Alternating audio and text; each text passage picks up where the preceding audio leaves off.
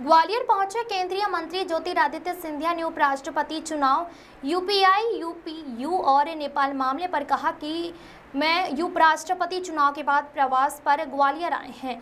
इसके बाद गुना, शिवपुरी, अशोकनगर में कई सौगात देने हम जा रहे हैं। आने वाले समय में हमारा ग्वालियर विकास की राह पर आदरणीय प्रधानमंत्री जी के नेतृत्व में निरंतर रहे, यही हमारी कामना है और कोशिश है। बहुत बड़ा समझौता संयुक्त राष्ट्र की संस्था यूपीयू, जिसमें 193 देश, जो 1875 में जो संस्था स्थापित हुई है, जो भारत की एक अहम भूमिका उसे जमाने से 150 वर्षों से उस अंतर्राष्ट्रीय संस्था में रही है। वह 42 अफ्रीकन देशों के साथ मुलाकात हुई, 28 लेफ्टिनेंट अमेरिकन और पुर्तगाल देश के साथ मुलाकात हुई, 23 अरब देश के साथ मुलाकात हुई। अलग अलग देशों के समूह के साथ भारतीय डाक विभाग की साझेदारी और समझौते पर हस्ताक्षर हुए।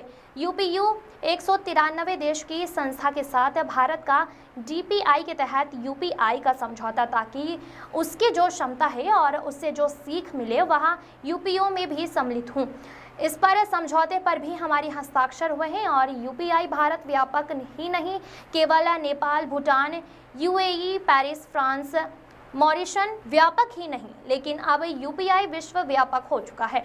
यहाँ प्रधानमंत्री जी की क्षमता और लक्ष्य और ऋण इच्छा शक्ति उसके ही संभव हो पाया है, जो भारतीय डाक विभाग की यूपीआई को लेकर विश्व भर में पहला कर रही है और इसके बहुत अच्छे दूरगामी नतीजे आएंगे। नेपाल दंगे पर कहा कि उस पर कोई टिप्पणी नहीं करूंगा, लेकिन जिनकी जान गई है, हर परिवार को मेरी तरफ से सांत्वना है। मैं देना चाहूँगा, नेपाल के साथ भारत का बहुत गहरा और प्राचीन संबंध है। सिंधिया परिवार का भी पारिवारिक संबंध है नेपाल के साथ। तो जो वहाँ पर घटित हो रहा है उसे सभी लोगों को दुख है और अमन चैन शांति हो, यही कामना हम लोग करते हैं। ग्वालियर से विकी शर्मा की रिपोर्ट। उपराष्ट्रपति जी के चुनाव के बाद प्रवास ग्वालियर का है और अगले 3 दिन फिर गुना, शिवपुरी, अशोकनगर में कई सौगात लेकर हम लोग जा रहे हैं और आने वाले दिनों में हमारा ग्वालियर क्षेत्र विकास और प्रगति की राह पर प्रधानमंत्री जी के नेतृत्व में और मुख्यमंत्री जी के नेतृत्व में निरंतर रहे, यही हमारी कामना और हमारी कोशिश है। और आप सभी लोगों को भी मेरे तरफ से बहुत बहुत शुभकामनाएं। बहुत बड़ा एक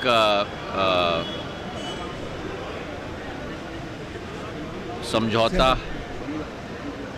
संयुक्त राष्ट्र की संस्था यूनिवर्सल पोस्टल यूनियन, जिसमें 193 देश 1875 में जो संस्था स्थापित हुई और भारत की एक बहुत अहम भूमिका उस ज़माने से, मतलब 150 वर्षों से उस संस्था में रही है, अंतर्राष्ट्रीय संस्था में रही है। तो वहाँ के 42 अफ्रीकन देशों के साथ मुलाकात हुई, 28 लैटिन अमेरिकन और स्पेन और पोर्तुगल देशों के साथ मुलाकात हुई और 23 कैरिबियन नेशन देशों के साथ मुलाकात हुई और अलग अलग देशों की समूह के साथ भारतीय डाक विभाग की साझेदारी और समझौते पर हस्ताक्षर किए गए और यूपीयू मतलब 193 देशों की संस्था के साथ भारत का डीपीआई, डिजिटल पब्लिक इंफ्रास्ट्रक्चर के तहत यूपीआई का समझौता, ताकि उसकी जो क्षमता है और उससे जो सीख मिले हैं वो यूपीयू में भी सम्मिलित हों। इस पर समझौते पर भी हमारी हस्ताक्षर हुई है। तो अब यूपीआई केवल भारत व्यापक नहीं, केवल Nepal, Bhutan, UAE, Paris, France व्यापक, मॉरिशस व्यापक नहीं, लेकिन यूपीआई अब विश्व व्यापक हो चुका है। और ये प्रधानमंत्री जी की क्षमता, प्रधानमंत्री जी का लक्ष्य, प्रधानमंत्री जी की दृढ़ इच्छा शक्ति से ही संभव हो पाया है। तो आज भारतीय डाक विभाग भी यूपीआई को लेकर विश्व भर में पहल कर रहा है और इसके बहुत अच्छे दूरगामी नतीजे आएंगे, इसका हमें पूर्ण विश्वास है। उस पर मैं कोई टिप्पणी नहीं करूँगा। जिन लोगों की जान गई है, हर परिवार को मेरे तरफ से सांत्वना मैं देना चाहूँगा।